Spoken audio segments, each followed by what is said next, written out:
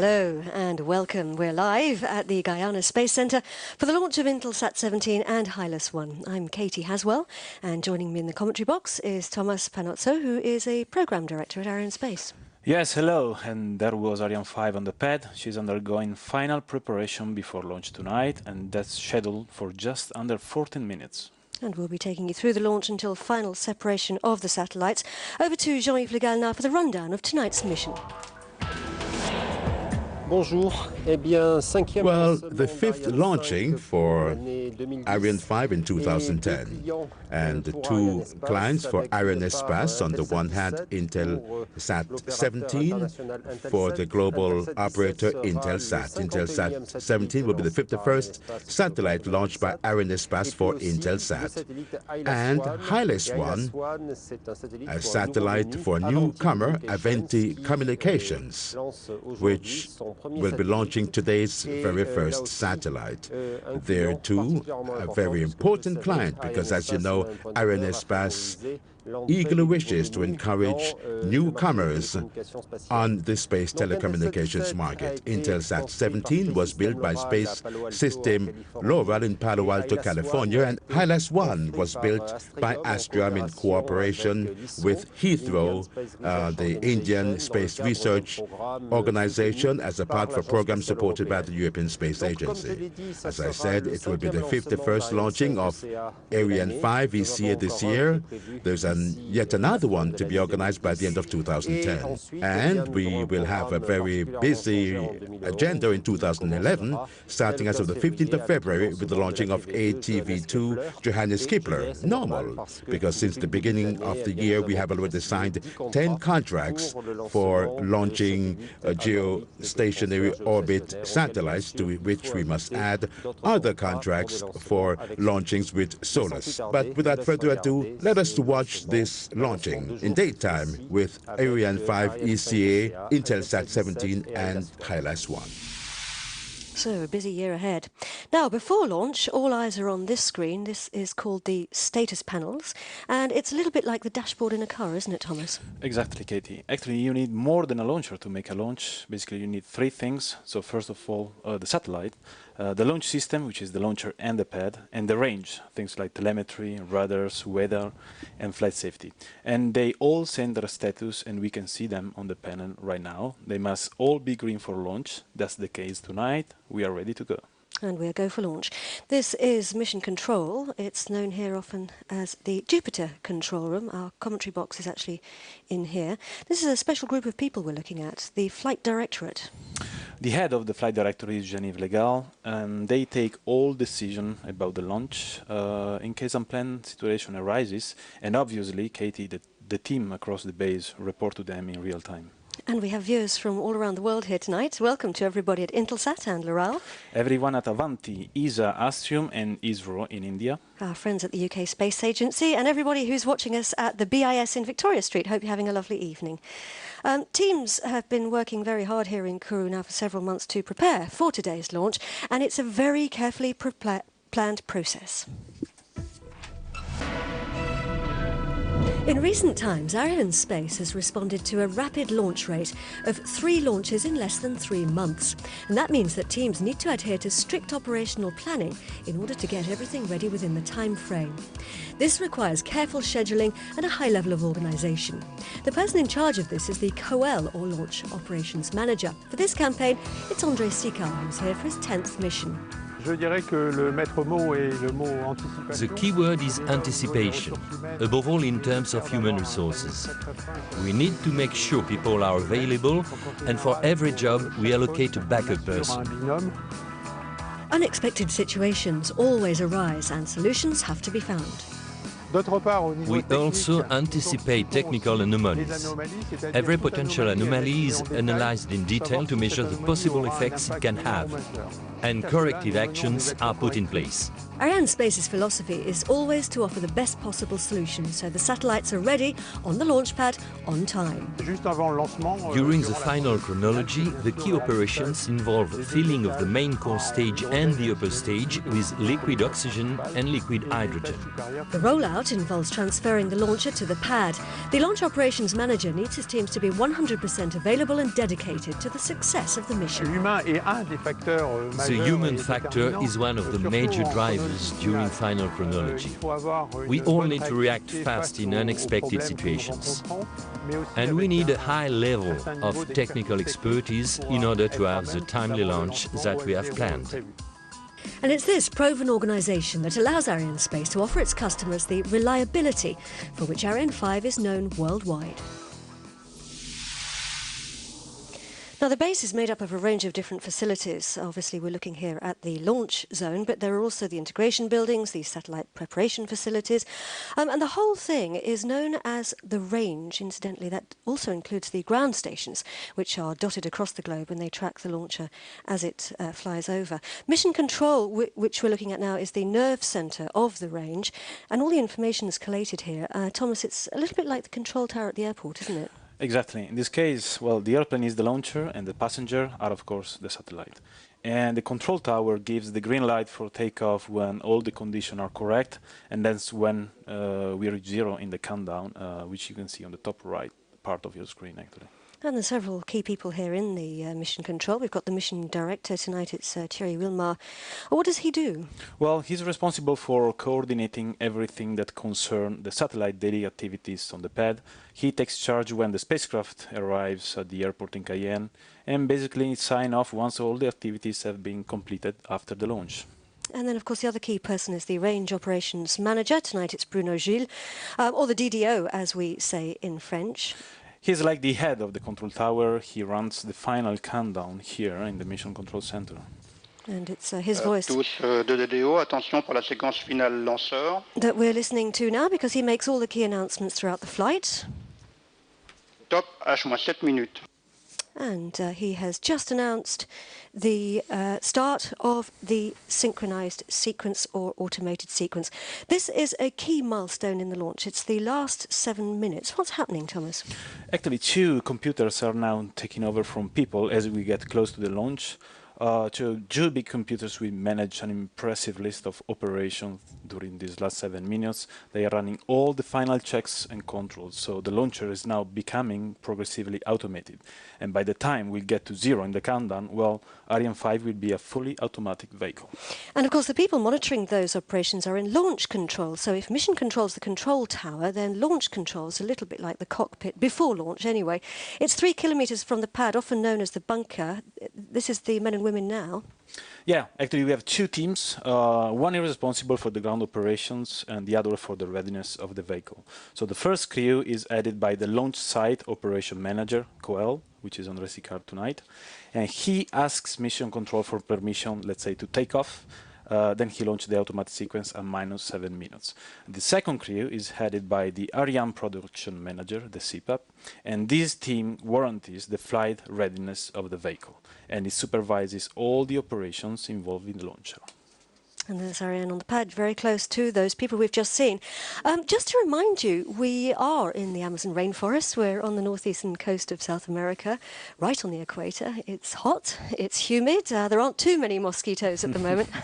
We've had the last weather check, and the weather's been quite beautiful for the last few days, hasn't it? Yes, Katie. Today it's a nice sunny day. A few clouds passed by this morning, nothing nasty. I think that Mother Nature is with us today for the launch.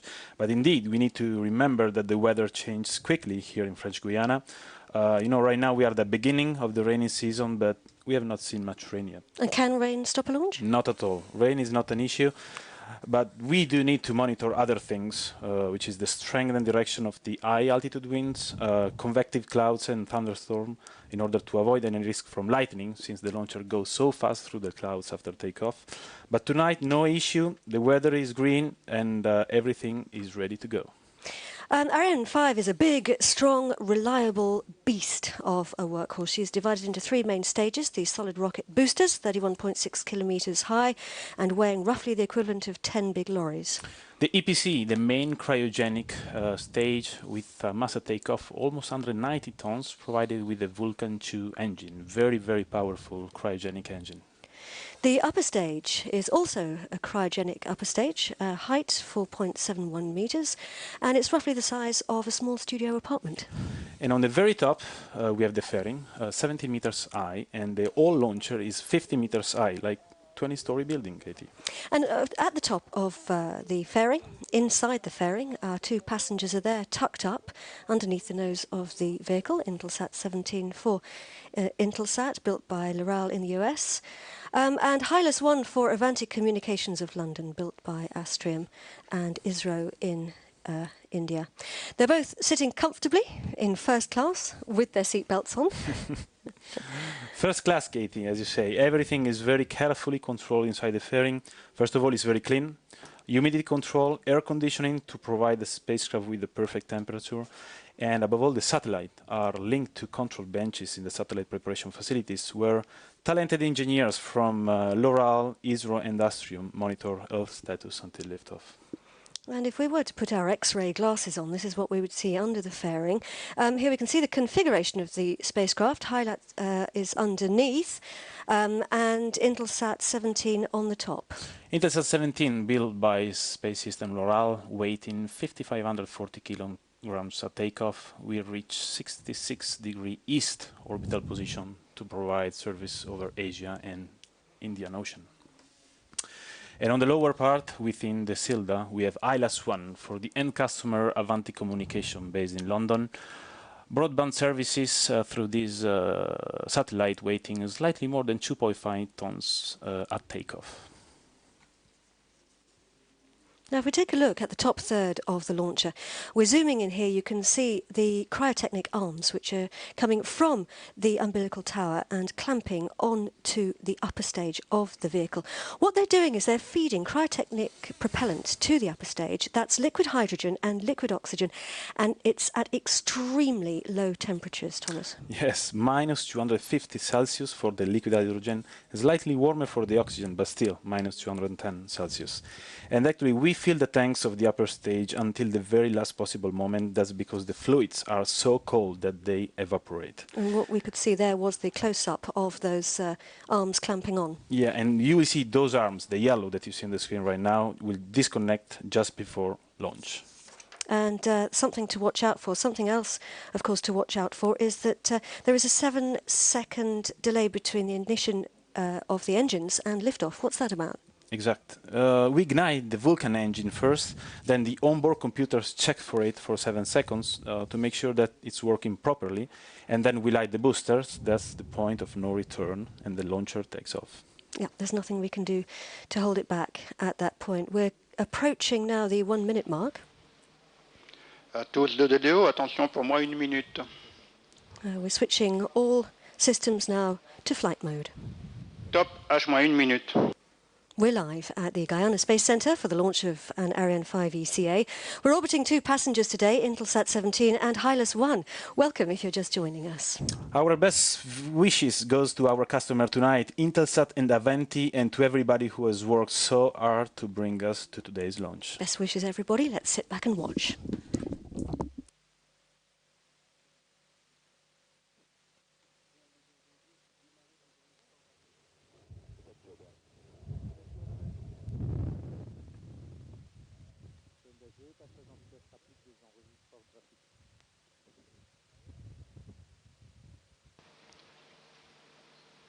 À tous de DDO, attention pour le décompte final.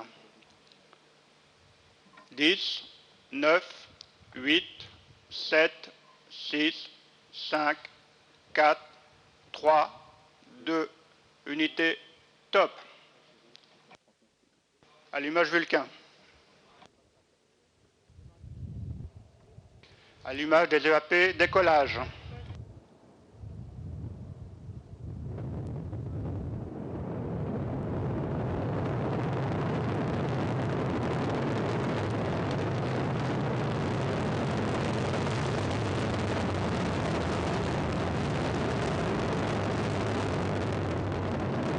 paramètres à bord sont normaux.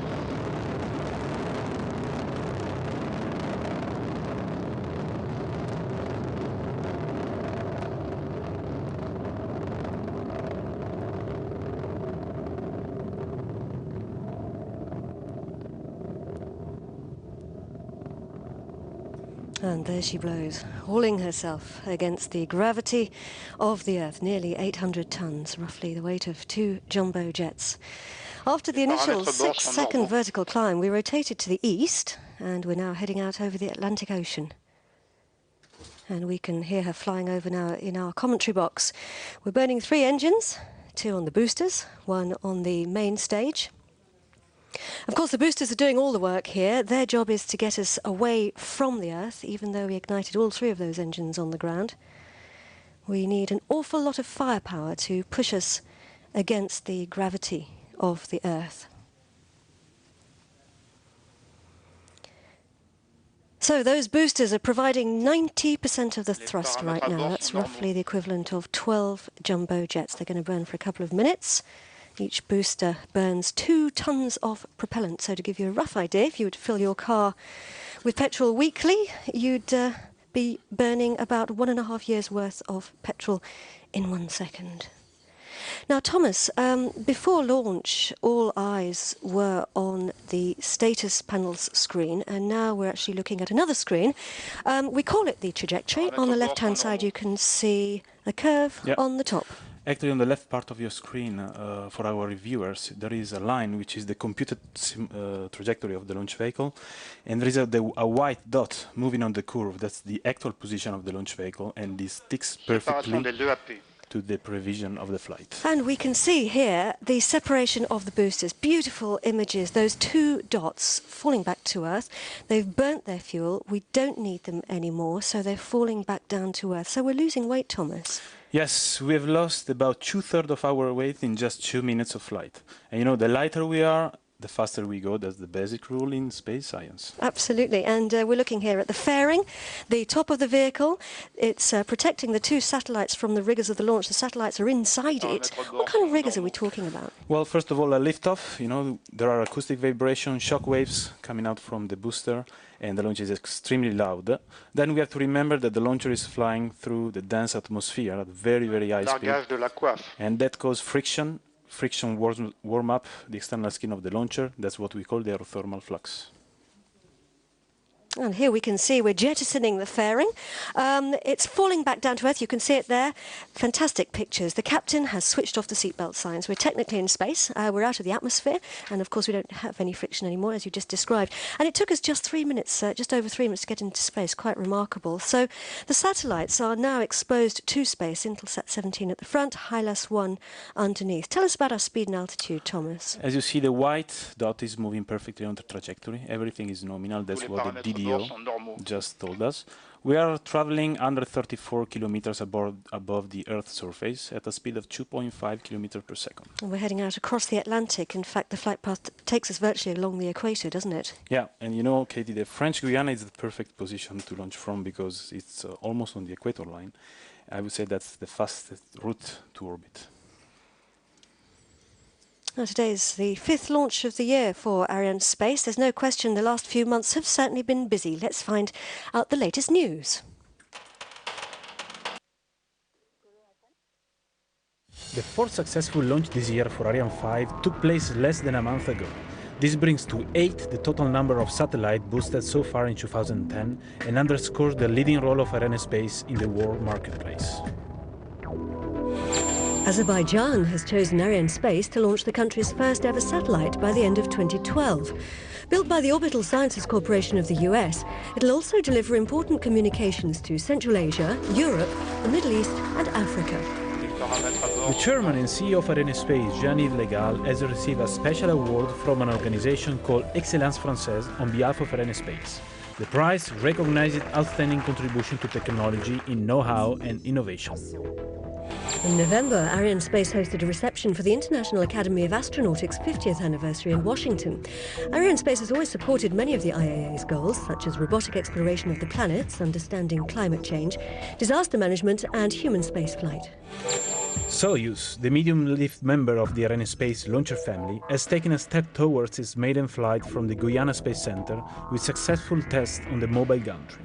Its job is to enable the satellite to be mated vertically on the vehicle at the launch pad. Meanwhile, Arianespace's light launcher, Vega, moved closer to completion when a trial version of the first stage was rolled out to the launch pad for testing. Vega is scheduled to start launching payloads to low Earth orbit and sun-synchronized orbit in 2011. Tous les paramètres à bord sont normaux. So, we're burning the main stage, or the core stage as it's often known, and that burns now for about 9 minutes. It's basically a great big tank of propellant. You can see it on the left-hand side of the screen, the white section of the vehicle, and it's powered, Thomas, by the Vulcan engine, which is extremely powerful. Yeah. And actually the EPC is doing all the work now. It burns 320 kilograms per second, which is almost 500 times more than a jet engine consumption.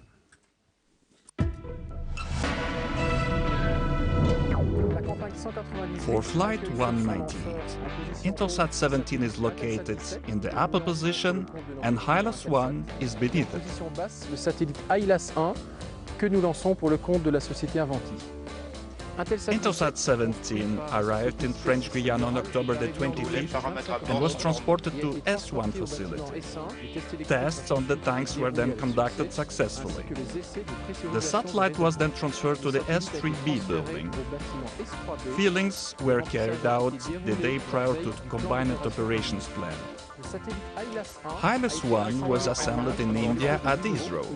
The satellite arrived at Rochambeau Airport on October the 12th and was transferred to CSG. Electrical tests were carried out at the same time as solar panel and antenna deployment tests. Des panneaux solaires et les tests de déploiement des antennes du satellite. HYLAS 1 was then transferred to the S5A building. After filling, final preparation of the satellite was carried out prior to launching the combined operations plan. Intelsat 17 was the first to start activities interfaced with the launch vehicle. It was clamped to its adapter and then transferred to the final assembly building.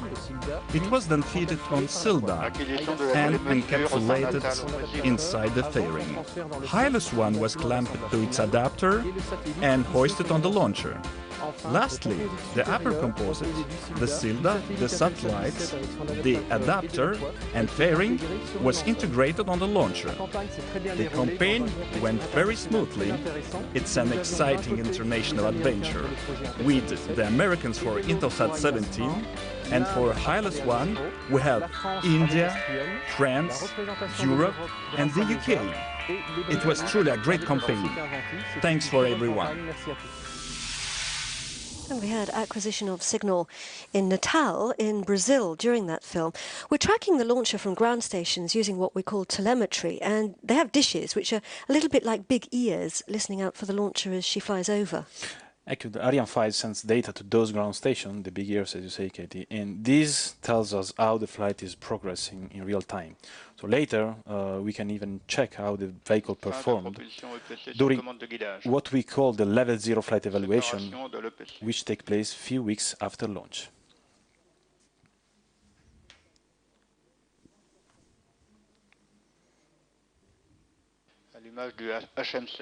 And we have extinction of the main stage and ignition of the upper stage.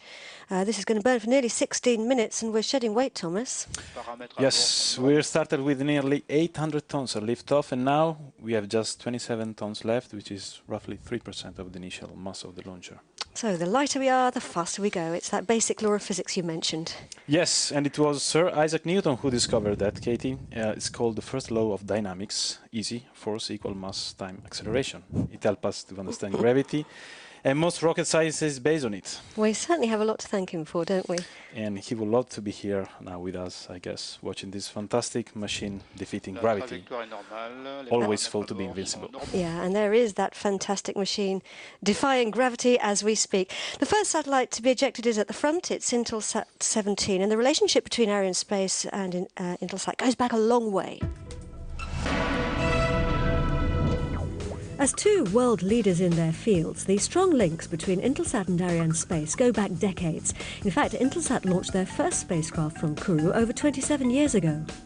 In 1983, an Intelsat 5 satellite built by Ford Aerospace, now Space System Loral, was launched on Ariane 1.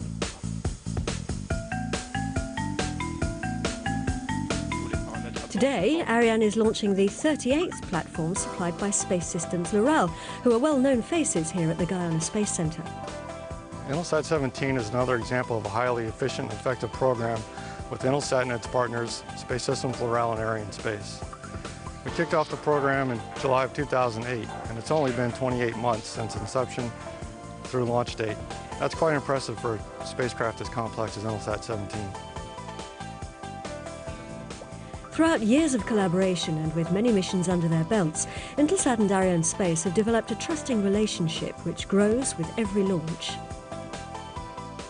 Intelsat is a long-standing customer, so though we have a well-run approach based on past experience, we still have to adapt to their new needs and find the best solutions for them. Integrating the satellites onto the launcher is a key moment in the campaign, and of course it's made possible thanks to the skill and expertise of everyone involved. We've been very impressed with the people here at the launch base. Success of these programs is highly dependent on the people that work on them, and I can say without a doubt that the people from Arianespace and their launch teams, CSG, Freelance, Space Systems Loral, and Intelsat have all gone the extra mile to ensure that we've been successful up to this point. We are very pleased.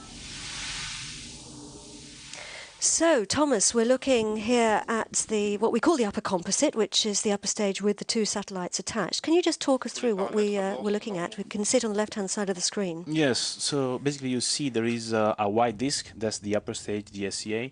Then just in front of it we have the SILDA, the Ariane 5 double launch system. HYLAS 1 is actually underneath, and at the front we can send Intelsat 17, which is exposed to the space. And Intelsat 17 is a fantastic piece of kit.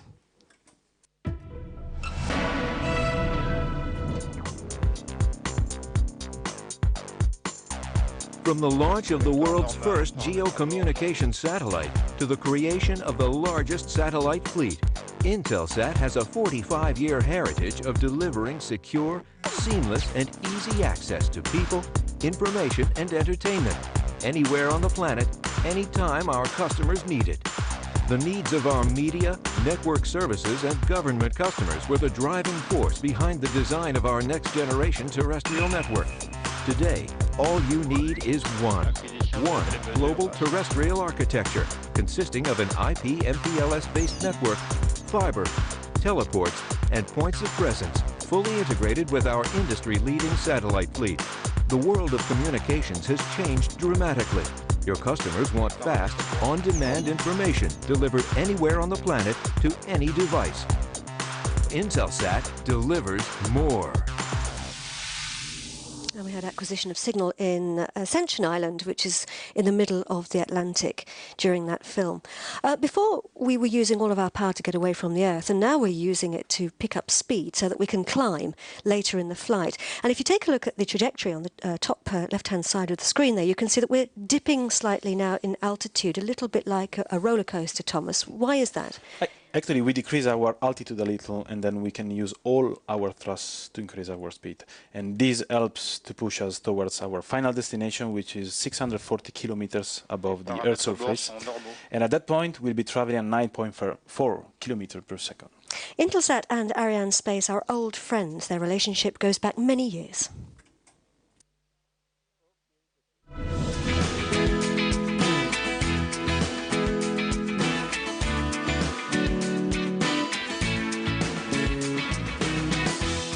Glad to be here for yet another launch of an Intelsat satellite built by Space Systems Loral and launched on an Ariane launch vehicle. Now, when those three companies get together, all three leaders in their respective field, that's really a cause for success. We've shown this 20 times in the past, going as far back as an Intelsat 5 launch on an Ariane 1 launch vehicle in 1983. Intelsat 17 is the latest example of the 1300 bus from Loral. The 1300 bus, we focus on high power. It's the highest power spacecraft in the industry. In this case, we have 25 Ku band and 24 C-band channels, and it'll be up there providing service for at least 15 years. The Intelsat 17 is going to be located at 66 degrees east longitude, right adjacent to our video neighborhood at 68.5. It will be replacing 702, which was launched in 1994, and it was also built by Loral. So this is a continuation of great spacecraft. This is our 45th spacecraft from Space Systems Loral that will be launching, and this will be our 51st launch from Arianespace. The spacecraft is going to support video services and network services. It is covering all the way from Asia, Africa, Middle East, Russia, and Europe. IS-17 is one of 5 spacecraft enhancement programs for Asia-Pacific region. It will replace some of the old spacecraft as well as bring in new, much-needed capacity. Under the leadership of Dom Domadoran and Peter Palin, Space Systems Loral has been able to deliver an Intelsat 17 2 months ahead of schedule. We put together tiger teams at the beginning of the program to plan out every step of the way, and we worked together to make sure that we understood what Intelsat wanted, Intelsat understood what our constraints were, and that spirit of teamwork and planning just continued throughout the program. We are very happy with Loral spacecraft, and over 50% of our fleet is from Loral today. I'd like to take this opportunity to thank all the personnel at Space Systems Loral, Arianespace, and Intelsat for the hard work that they put in that project. Now the real work begins when Intelsat and SSL move the satellite to its final position. So I have one message for the team doing that. Go Intelsat 17.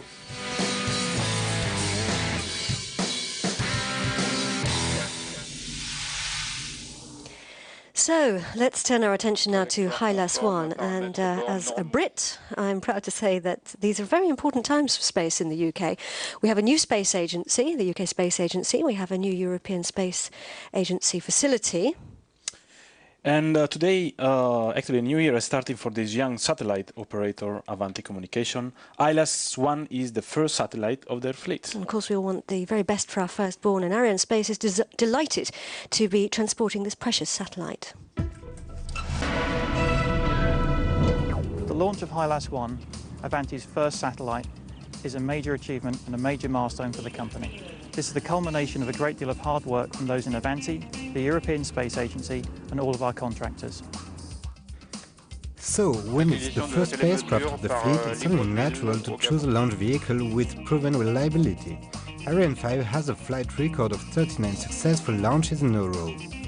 The reliability of the Arianespace launch vehicles family is an asset for new operators, which need to secure their business plan by having their first spacecraft as early as possible and safely into orbit. Dependability is even more important when you are launching pioneering technology like HYLAS 1, offering unparalleled new services for people in Europe. The advanced general flexible payload equipment, procured in partnership with the European Space Agency and developed by Astrium, gives Avanti the ability to independently adjust our uplink frequency, our downlink frequency, our bandwidth and our power. This affords us the ability to provide capacity to areas of high market demand and serve the needs of our customers like no other operator can. HYLAS 1 is the result of a team effort involving a range of players. This program was very exciting to work since it was indeed very international. Arianespace and the teams they lead have conducted themselves professionally and efficiently during the build-up to and the execution of this launch campaign. We look forward to coming back to the launch of HYLAS 2, our second satellite, here in Kourou. And we saw during that film that the ground station in Libreville in Gabon has now picked up the launcher. So we're approaching the west coast of Africa, and it's remarkable to think that we've crossed the Atlantic in just 20 minutes. 6 hours on a transatlantic jet, Thomas? Yep. Actually, it's thanks to the principle of suborbital flight. You know, it's a great combination of speed and altitude. Soon we'll be able to do London to Sydney in, 3 hours, 4 hours? Well, maybe. That would be pretty cool, wouldn't it? HYLAS 1 is truly cutting edge and pioneering technology.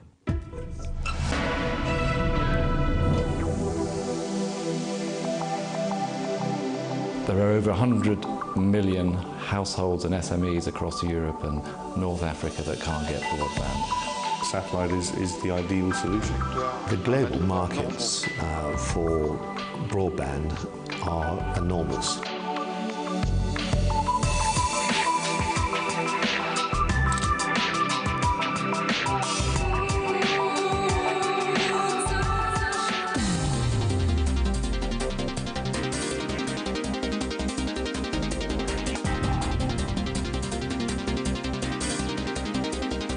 Avanti has been based in Hackney, Hoxton Square area for the last 10 years, and it's been a real benefit for attracting young, bright people to this area. 7 years ago, the market capitalization was just over 30 million, and today it's just over 550 million. The growth of the company has been almost stratospheric. The HYLAS 1 project was created as a result of a very simple calculation of supply and demand. There was, in our view, 10 years ago, very high unmet potential demand for the services of a Ka-band satellite. At that point, very few people shared our view, but that view now seems to be universal. HYLAS 1 will be the first Ka-band satellite providing rural broadband services across Europe. Many parts of which simply cannot get at an economic rate terrestrial broadband. The principles of satellite broadband are very simple. A satellite dish from your home or your small business talks back up to the satellite, which then goes down to a ground station which connects to the internet. So very straightforward and allows you to get a signal, get internet pretty much anywhere you like. When we began our HYLAS 1 project, there was very little investment appetite for a project that involved the creation of brand new technology. So the involvement of the European Space Agency was fundamental to de-risk that technology. But it's also important to remember that without the access to space, which is offered by the ESA Arianespace program, success wouldn't be assured. So in de-risking our technology development and getting us into space, ESA's involvement has been of high importance. We'll be able to help hundreds of thousands with our first satellite, and number 2 satellite is already in construction, and we'll be able to help a lot more with those. Ka-band is incredibly well suited to satellite broadband because it allows much higher data throughputs across that piece of the spectrum. We've signed up quite a lot of partners to resell services from HYLAS 1. I think at the last count it was over 60. There's a lot of enthusiasm in the market for these KA services. I believe that Avanti really are the front runners in terms of that delivery of Ka-band. It's today that the game really begins. My motivation is all about building a long-term, profitable cash flow stream which can make Avanti a permanent part of the global telecoms market and also the London Stock Exchange. The future of Avanti is really about buying more, flying more, filling more. I think Avanti will be flying a fleet of satellites in 5 years' time. I believe that Avanti can become an important part of British corporate life, and it's my ambition over the next 5 to 10 years to turn Avanti Communications into a company that everyone that's had a role in building this business can truly be proud of.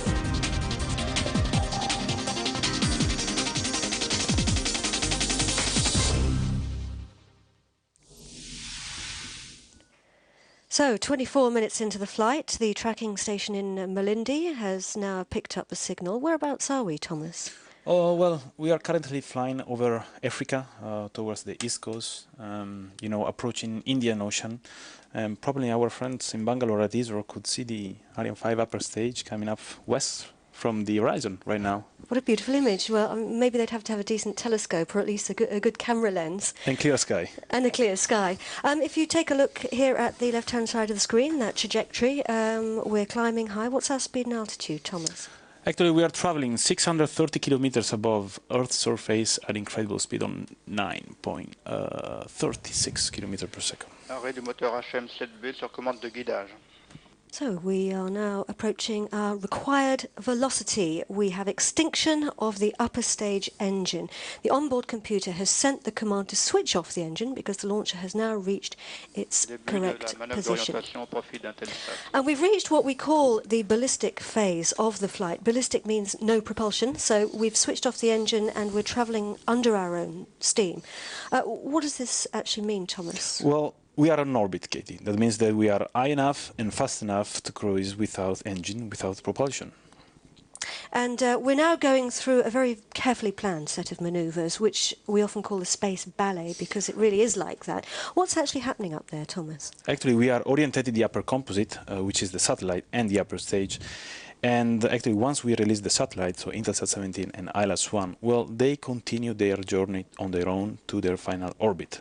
And to do that, we must put them in the correct position. Let's find out what happens next to Intelsat 17. Intelsat's mission team in Washington, D.C. will take control of the satellite after it separates from the launch vehicle. We'll form a series of 4 burns to bring it to its final location at 66 degrees east longitude. We'll form a series of tests to prove out the subsystems and the payload, and then we'll turn it over to our customers in January of 2011 for operational service. Now, the upper stage has a brain. It's called the Vehicle Equipment Bay, and I suppose it's what is like an onboard computer? Even more than that, Katie, it's an all management system. Can even make decision, smart, and takes into account information coming from, all the different subsystems of the launcher, like the tank, the engine, etc. And if there are different options, it always chooses the one which maximizes the success of the mission, which is the priority for everybody tonight. And of course, the philosophy of Arianespace. So, presumably that's how we know where we're going then? That's how the upper stage knows where it's going? Yeah, actually the launcher needs to know where it is, where he has to go, and how he gets there. That's what we call in our language the GNC, which stands for Guidance, Navigation and Control. And I would say this is one of the primary subsystems of the launcher. So what's happening in space right now, Thomas? We can take a look at it. Describe to us what we're actually looking at.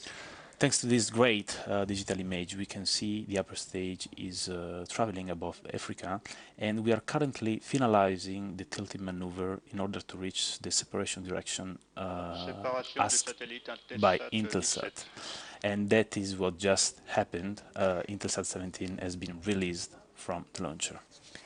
So we have separation of Intelsat 17. There she goes. Intelsat 17 heading out on its own journey into space to its final orbital position. Congratulations to Intelsat and to everybody at Loral. Yeah, this is the beginning of Intelsat 17 journey, and now the satellite has to climb to its final position in space on geostationary orbit, and that's 36,000 kilometers above the Earth.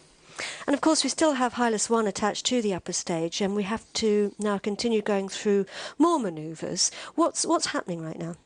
Well, again, we are positioning, reorientating the upper stage with the Silda in order to separate the Silda on the right direction in order to avoid any collision risk with the just released Intelsat 17 satellite.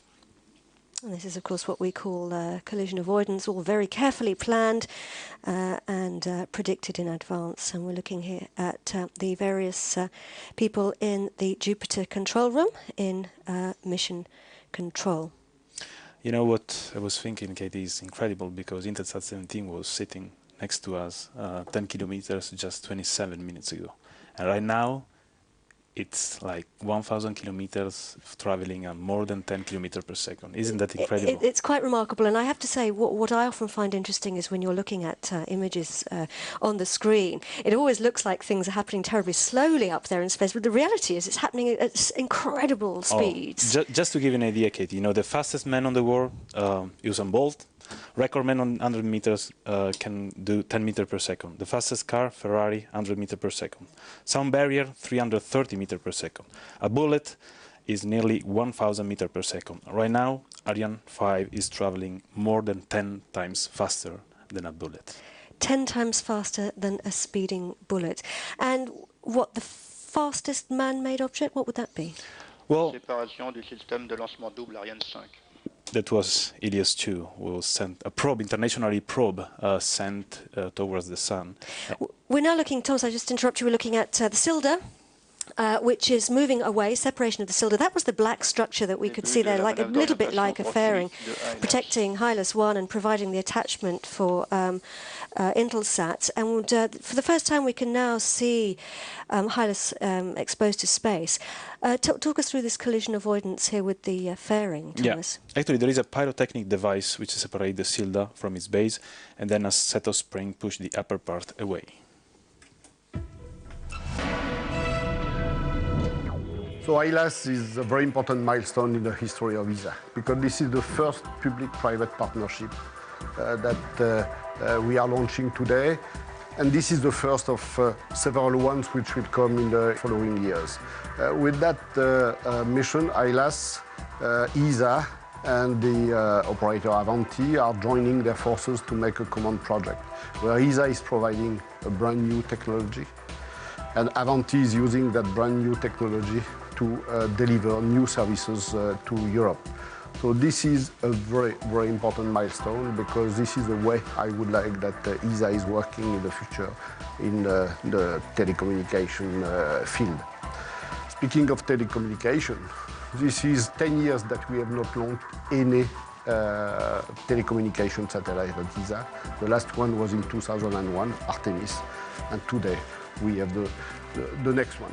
And after that, we shall have one almost every year. So just to say that life is changing in the telecommunications at ESA. So it just shows that HYLAS 1 really is a trailblazer in more ways than one. It's an interesting setup, isn't it, Thomas? Yes, actually, it's a perfect example of how ESA can make brand new technology available to a private company so that everybody in Europe can benefit. It gives me a great pleasure to be in Kourou once again. The Indian Space Research Organization has developed the HYLAS 1 spacecraft at Bangalore. We have done it along with Astrium. We are partners together in developing this highly agile and adaptive spacecraft for Europe. This is one of the finest satellites we developed at the ISRO Satellite Center. The satellite is based on a I2K bus. Approximately 2,500 kilograms is the mass of the spacecraft. It works in the KU and KA bands. There are 10 transponders, and 2 are in the KU and 8 are in the KA band. This was one of the biggest satellites we made. The testing was very, very elaborate, since the spacecraft payload is very complex. We took almost 35 days of thermal vacuum test in Bangalore, and we are fully satisfied the performance will be good. We are really glad that we'll be able to launch this using the Ariane 5. Thank you. With HYLAS, Astrium is extremely proud to provide Avanti with a top-level telecommunication Ki-band technology. And I would like to thank and congratulate Avanti for their entrepreneurial success. I would like also to extend my thanks to ESA, which has been organizing this very successful PPP. And last but not least, I would like to thank Antrix, the subsidiary of ISRO, for this already successful partnership with Astrium. So there's the upper stage, the upper composite with HYLAS attached, and as we said, we are going through a set of different manoeuvres here, all very, very carefully planned. How does the upper stage orientate itself? Actually, we have 12 small thrusters spread around the external skin of the launcher, and they use bursts of cold gas coming from the upper stage tanks to provide the thrust, and that allow us to have any yaw, pitch and roll movement of the upper stage. So basically we can twist it in any direction we want in order to reach the required separation direction required by the satellite. And of course we are effectively injecting the satellites at a tremendous speed into space so that they're then able to carry on their journey. You know, it strikes me, we were talking about speed earlier and you were giving us some comparisons. It strikes me that it's a little bit like throwing a stone. If you were actually able to throw a stone fast enough and you were strong enough, it would effectively not come back down again. It would all but yes. Is that right? Yes, exactly. We'll come back to you from the other side of the world. So we now have separation of HYLAS 1. Congratulations to everybody. It's a very big day. That's the culmination, Katie, of many months and for some years of work, and for some others it's just the beginning of work. For many people it is the beginning now, because 2 new babies are born, 2 very important satellites. And what is worth saying is that, you know, this is the result of a big international effort. We have people from all around the world gathering here in Kourou. We have the Indians, the Americans, Europeans, and they all work together to have, you know, such great success tonight. And here we can see HYLAS moving away at tremendous speed, heading off on its journey. And of course the upper stage is actually going through a whole set of manoeuvres. It hasn't stopped, has it? It's going through what we call a passivation process. Actually, the upper stage will go through a passivation process to blow down the tanks, because we don't want to have any dangerous space debris up there. And here we go, look, there's that beautiful launch. We were so lucky tonight, this afternoon. We had that fantastic clear sky. We saw it all the way through to separation with the boosters. Sensational.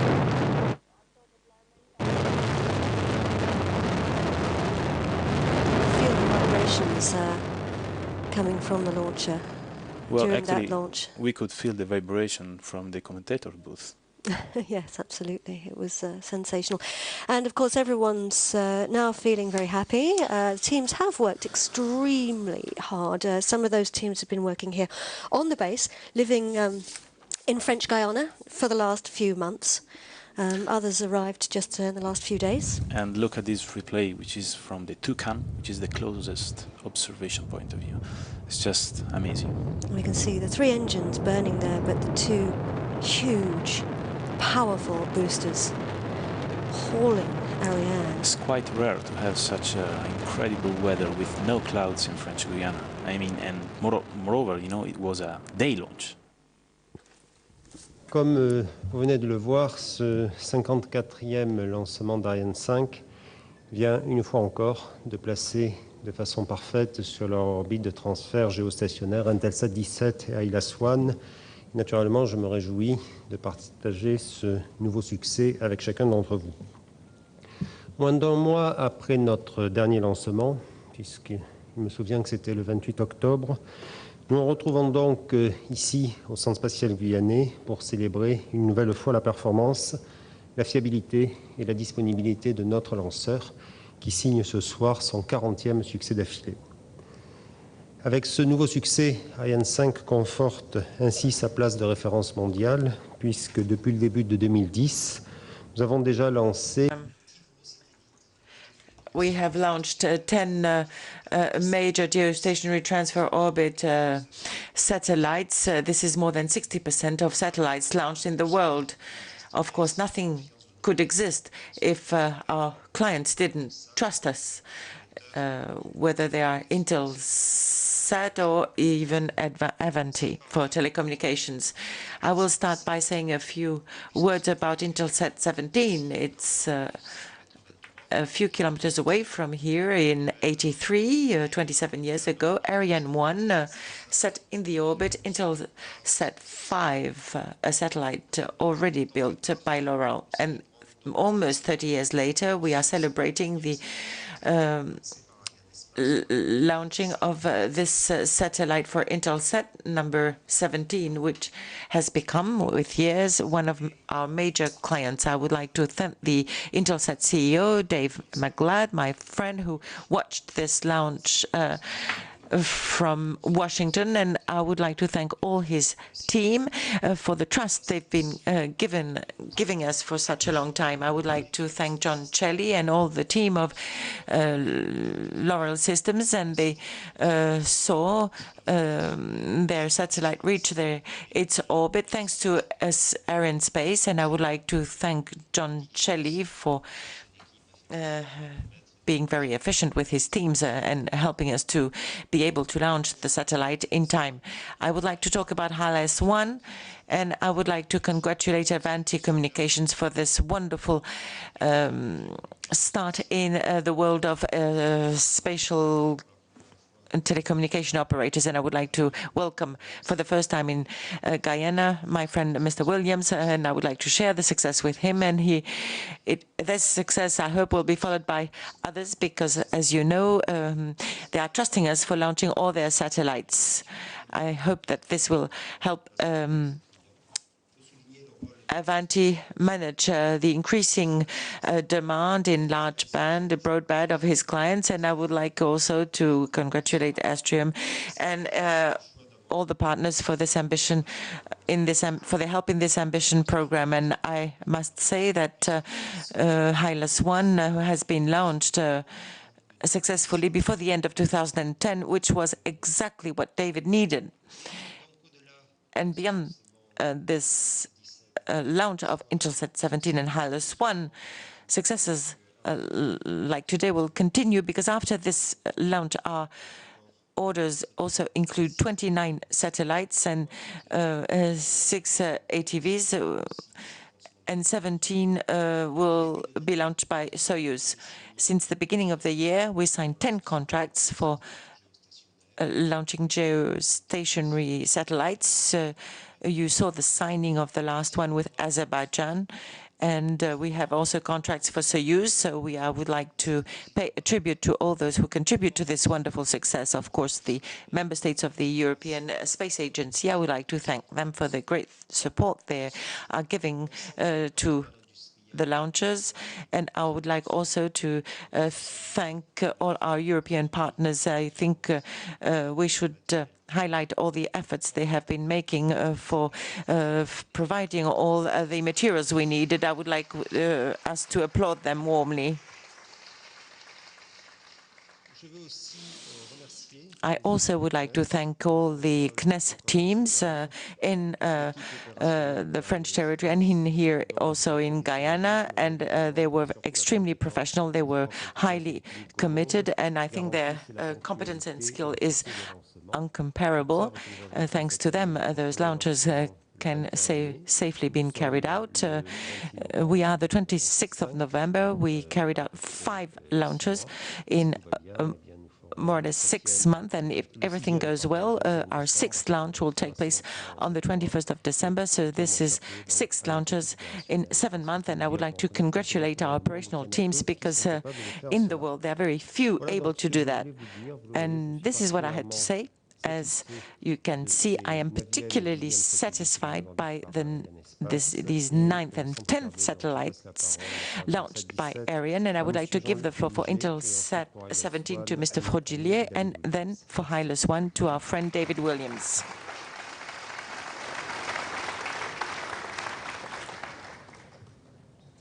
Thank you, Jean-Yves. Today's launch of Intelsat 17 marks the 126th satellite launch for Intelsat.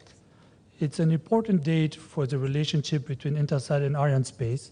As Jean-Yves mentioned, this is the 51st satellite that we launched together. But since one of the satellites was launched from Baikonur, this is actually the 50th satellite that we're launching from Kourou. So happy anniversary.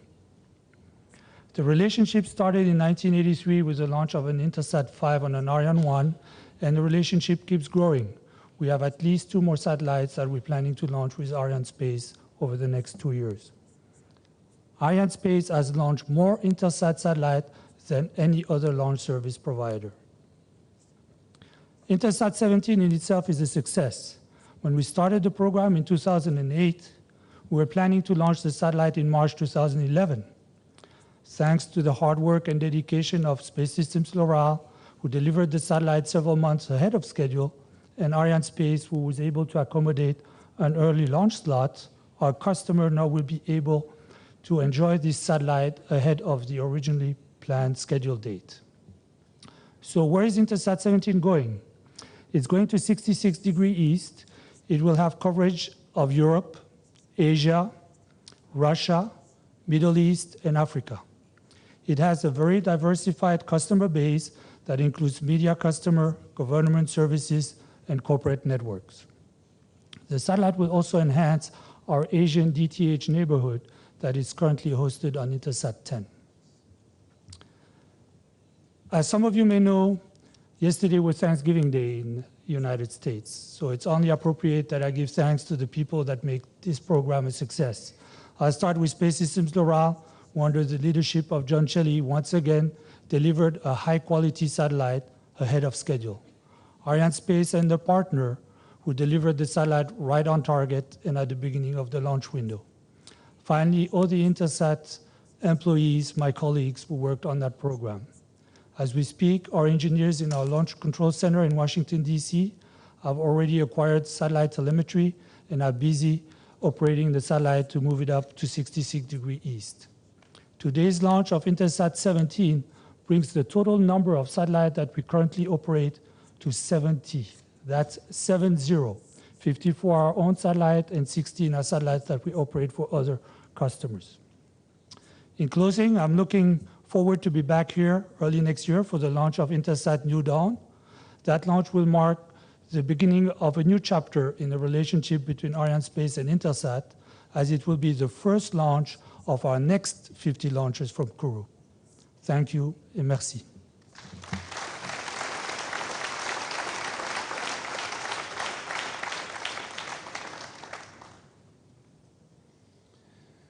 Thank you very much to my friend Jean-Yves, and congratulations to Intelsat. It's a very special moment for the many people who have contributed to the successful construction and launch today of the HYLAS 1 satellite. Also for the investors who will now begin to see the cash flows that will drive our share price to £25 and beyond. But on this first day of HYLAS's orbital life, I'd like to reflect for a moment on some of the firsts that this project has created. It's Europe's first broadband satellite, and it will begin to bridge the digital divide, which is a source currently of inequality in our society. HYLAS 1 results from the first public-private partnership, which was created by ESA. The 34 million euros invested by ESA in the project, supported by the UK Space Agency and the German Space Agency, resulted in more than 400 million euros of private capital being brought into the company to expand capacity deeper into Europe and elsewhere. Space is an industry with great barriers to entry, so it's some surprise that Avanti managed to get here. But the British government forecasts that in the UK alone, our industry could be worth £30 billion a year in just a few years' time. It's important, however, to remember that without the guaranteed access to space, which Arianespace delivers, none of these firsts would be possible. So I hope that the British government continues to grow its support for Arianespace. This has been a family undertaking in many ways, and there are a few family thank yous I'd like to make. Firstly, I'd like to thank my wife, and indeed all of our families, for putting up with the absences, the stresses, and the chilling risks that we all put up with in this industry. Avanti has a family atmosphere, of which I'm proud, and I'd like to thank all of my colleagues for their dedication and energy. Avanti's benefited from enormous goodwill from all of its suppliers, and I'd like to thank in particular EADS Astrium, ISRO, and Arianespace for their goodwill.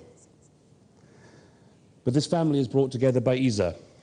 The UK Space Agency had the vision to peer into the future and find a way to solve the digital divide. And in ESA, it found an agency and a partner which implemented that vision with great courage and clarity, and I thank them both.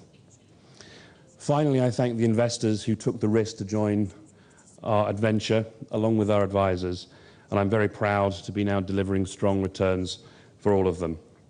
But mostly I'm excited to now bring our customers into this family, and with them to create many more successes in the future. Avanti has tonight grown up a little and joined the European space family, and that's a family which I'm very proud to be a part of. Thank you.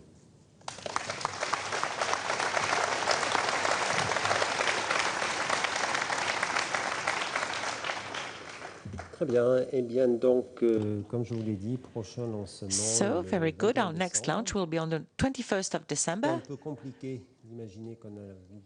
It was a bit complicated to see we had to do 6 launches, and we managed to do it in the year, and a 7th soon. So the satellite arrived for the 21st of December, so reasonably we believe this launch will take place before the end of the year. Our operational team is already working on it, and I told you they are the best in the world, so I'm sure they're going to make it. So we'll see you 4 days before Christmas. Thank you.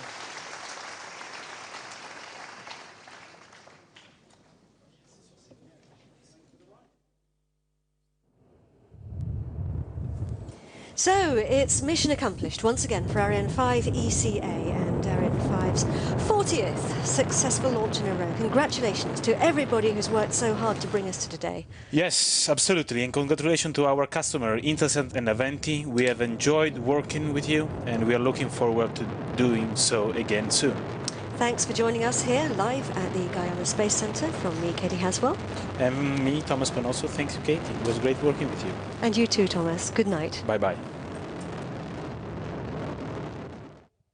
Allumage des EAP, décollage.